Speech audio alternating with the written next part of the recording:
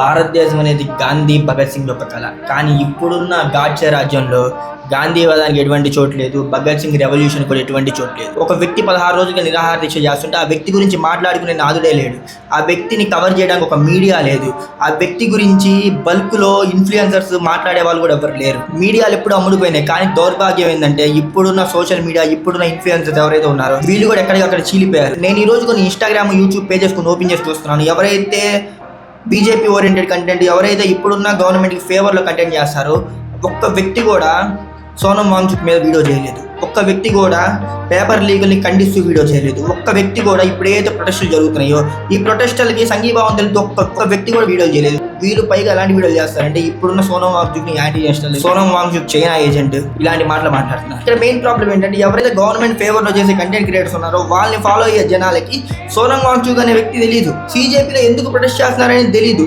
Paper లీగుల గురించి తెలియదు, ఇప్పుడు జరుగుతున్న ప్రొటెస్టుల గురించి తెలియదు, అసలు భారతదేశంలో ఏం జరుగుతుందని తెలియదు, ఇథనాల్ క్రైసిస్ వస్తుంది, పెట్రోల్ కలుషితం అవుతుంది, ఎయిర్ క్వాలిటీ తగ్గుతుంది, అసలు వీటి గురించి మాట్లాడేవాడే లేడు. భారతదేశానికి ముఖ్యమైనది ఏమిటి?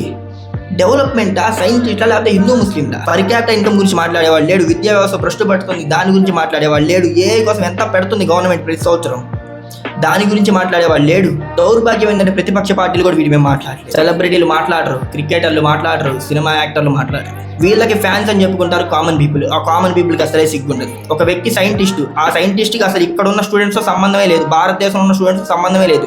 ఆ సైంటిస్ట్ ఎక్కడికి పోయినా బతకగలడు. ఆ సైంటిస్ట్ తన తెలివితేటలు ఏ అమెరికాకో, చైనాకో, ఇజ్రాయెల్కో, లేదా యూరోపియన్ కంట్రీస్కో కనుక దారపోస్తే అతను ఎక్కడో ఉంటాడు, కానీ అతను భారతదేశాన్ని చూస్ చేసుకుంటున్నాడు.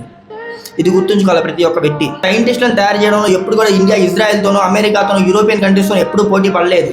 మనకున్న ఒకరిద్దరు సైంటిస్టులు ఇలా ప్రొటెస్టులు చేసి, ఇలా నిరాహార దీక్షలు చేసి చనిపోతే, గంగా నది కోసం ఒకరు, స్టూడెంట్స్ కోసం ఇంకొకరు ప్రొటెస్టులు చేసి చనిపోతే భారతదేశం అనేది ఎప్పుడూ బాగుపడదు. సో ఫైనల్ ఎంత అనుకున్నా కానీ సగటు కామన్ మ్యాన్ అనేవాడు మారాలి.